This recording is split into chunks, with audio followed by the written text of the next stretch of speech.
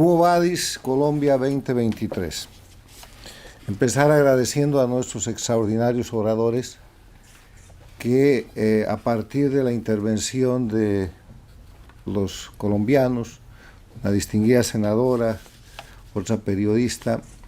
nos han brindado el escenario de lo que está viviendo hoy Colombia, que está siendo observada por todo el mundo, y que después, con la participación de un catedrático, profesor y político chileno, de un periodista peruano, de un académico y político mexicano y de un político venezolano, hemos tenido la oportunidad de recibir experiencia y visión respecto a lo que es la realidad de Colombia el día de hoy.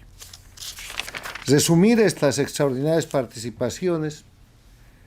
con la descripción de la realidad objetiva que muestra hoy día Colombia. Tiene un presidente de minoría,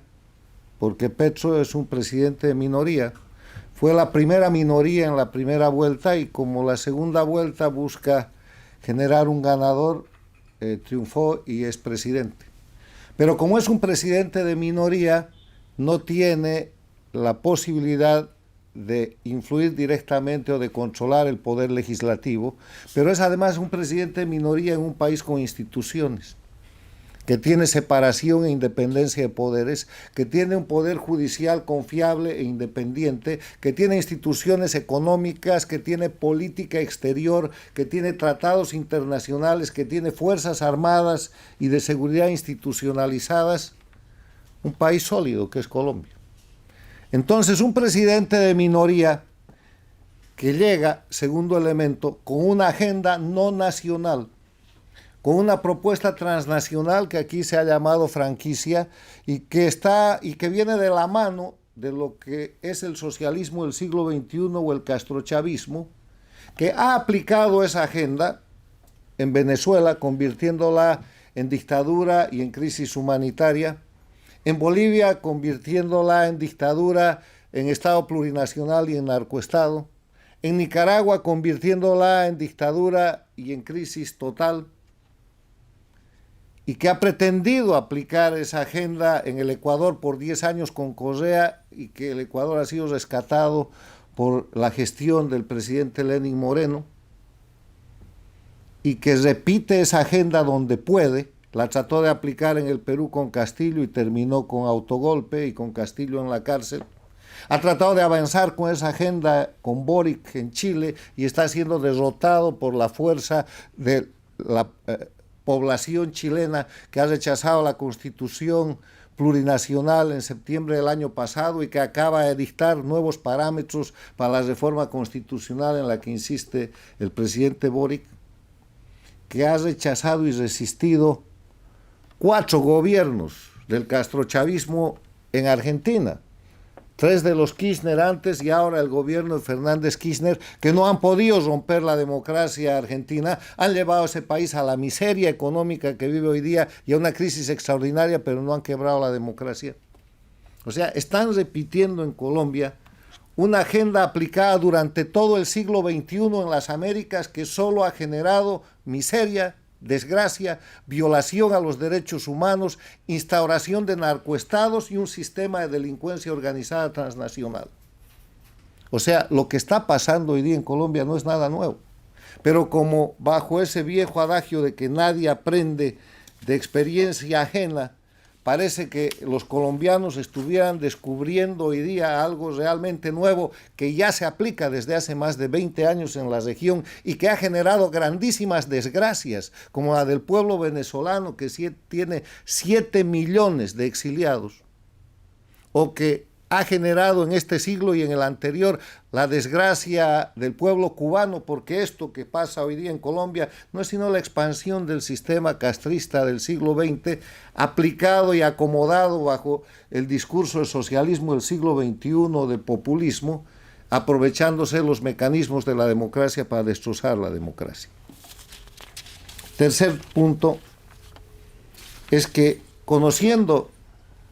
el problema, conociendo su metodología, conociendo su agenda y conociendo su propósito, Colombia está bajo un gravísimo peligro que es la destrucción de la democracia para volverla como Venezuela, como Bolivia, como Nicaragua, como Cuba. Y los colombianos tienen que empezar por reconocer eso. Porque eso de decir Venezuela no es Cuba,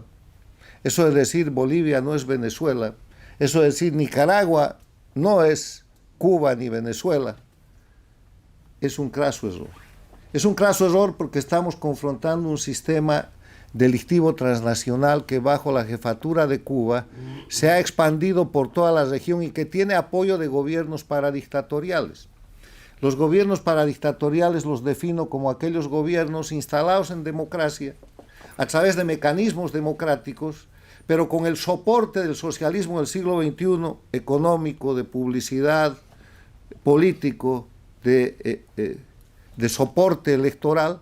y que cuando toman el poder se ponen al servicio de las dictaduras. Y Colombia de Petro es hoy día un gobierno paradictatorial.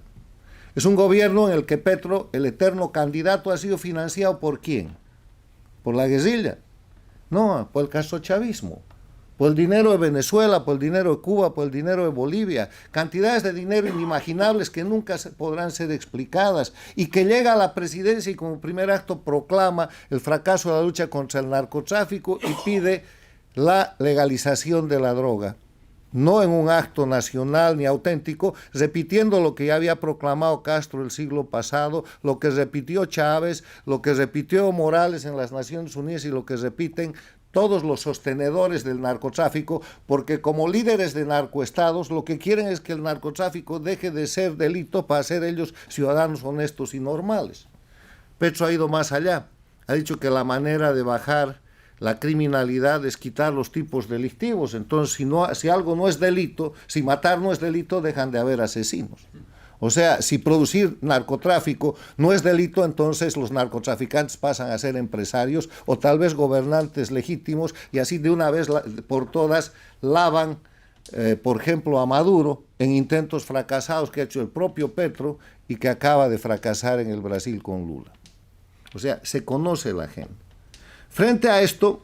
cuarto punto, reconocer que las amenazas son contra la vida, contra la libertad, contra los derechos humanos de los ciudadanos. Cuando nosotros hablamos y decimos la democracia está en riesgo, la institucionalidad está en peligro, hay que defender la patria, son conceptos idealizados, abstractos, pero lo que está en peligro es la vida de los colombianos, la libertad de los colombianos, la economía de los colombianos, la propiedad privada de los colombianos, la salud de los colombianos, la seguridad de los colombianos, el futuro de sus hijos y de su patria y de su vida misma. O sea, aquí esta es una amenaza real. Hace 20 años nadie podía imaginar que de Venezuela iban a salir 7 millones de personas y que iban a estar vagando por diferentes países, expulsados de un lado al otro en una situación de miseria, porque Venezuela era el país más rico de América Latina, el más estable y, como aquí se ha dicho, el centro de protección a la gente perseguida por las dictaduras. Era un centro de democracia regional. Colombia, que es el país económicamente más libre, más poderoso, con tratados de libre comercio, con intercambio comercial, con avance tecnológico, puede ser convertido en una miseria en poco tiempo y los perjudicados van a ser los colombianos. Para esto, algunas propuestas de solución, porque podríamos pasar demasiado tiempo en la descripción de males que se conocen, a los que me he referido simplemente con el propósito de que no se olviden. Saben, si todo el barrio o los alrededores de nuestra casa, que en este caso es Colombia, están sufriendo enfermedades, padecimientos y agresiones, no hay que esperar que eso suceda en la propia casa. ¿Qué sugerimos? Primero, una política de unidad nacional para defender a Colombia y a los colombianos, que no es un problema ideológico, que no es un problema programático, es un problema existencial. Están definiendo y están defendiendo contra una agresión transnacional en la que Petro es la punta de lanza de una operación absolutamente transnacional en la que se repite una agenda ya aplicada en otros países, una agresión contra Colombia y los colombianos. Para eso tomar iniciativas en el marco de la democracia, total fiscalización parlamentaria, legal, popular, de prensa, lo están haciendo, pero hay que persistir en eso y hay que insistir, poniendo a Petro y su gobierno en la línea de lo ilegal, en la línea de la violación de la ley, con las acusaciones jurídicas que sean necesarias en el momento oportuno, por prensa, por tribunales, por el sistema institucional colombiano. Se ha ejercitado eso y se está ejercitando, pero no se debe permitir que se quiebre el ánimo de defensa de lo que es la libertad del pueblo colombiano. Segundo, el tema es de identificar al actual gobierno colombiano por sus actos en política interna y en política exterior como un gobierno que no es de carácter nacional, sino es de carácter transnacional, de agresión a Colombia, repetitivo de las desgracias producidas en las dictaduras de Venezuela, Bolivia y Nicaragua, y que responde al eje estratégico de Cuba y Venezuela. Y eso se llama traición a la patria. Y en esa condición no es posible que un gobierno de ese tipo avance. Y para eso hay una larguísima agenda de las cosas que en menos de un año ha hecho Petro en política exterior y en política interna, y que se ven reflejadas con los tres grandes temas que al parecer ha hecho como eje de quiebre o como punto de quiebre, que son la reforma de salud, la reforma laboral y la reforma pensional. En Venezuela hicieron lo mismo, en Bolivia hicieron lo mismo, en Nicaragua hicieron lo mismo. ¿Y qué hicieron? Dejaron a la gente sin empleo, se robaron toda la plata de los fondos de jubilación y la gente no tiene salud, porque han llevado además médicos esclavos cubanos para reemplazar la medicina nacional. Eso quieren para Colombia.